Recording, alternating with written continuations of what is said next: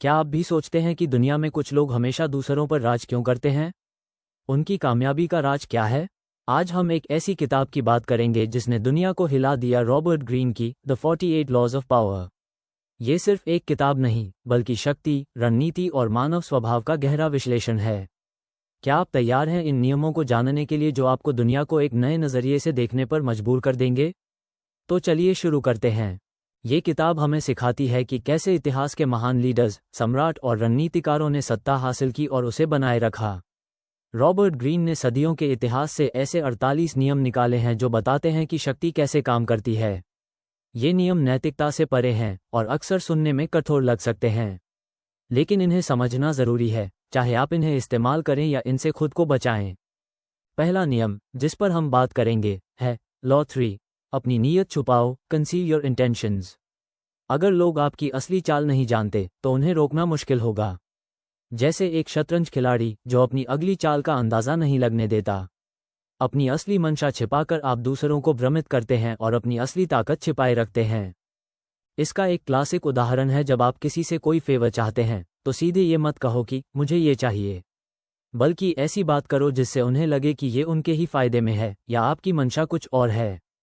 इससे वो कम सस्पिशियस होंगे और आपके झांसे में आसानी से आ जाएंगे।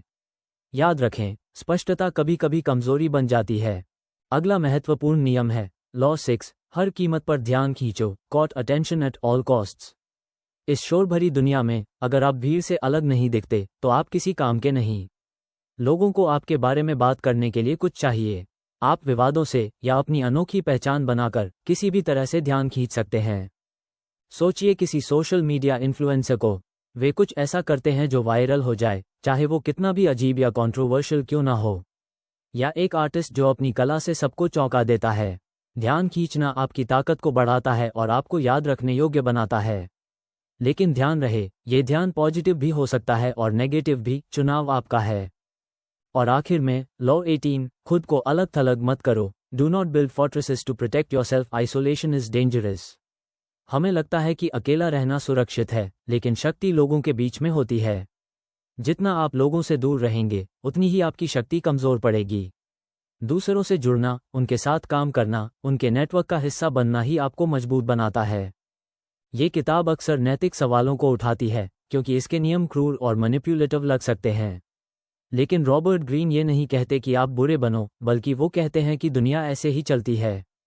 इन नियमों को समझने से आप सिर्फ दूसरों की चालों को पहचान नहीं पाते, बल्कि अपनी रक्षा भी कर पाते हैं।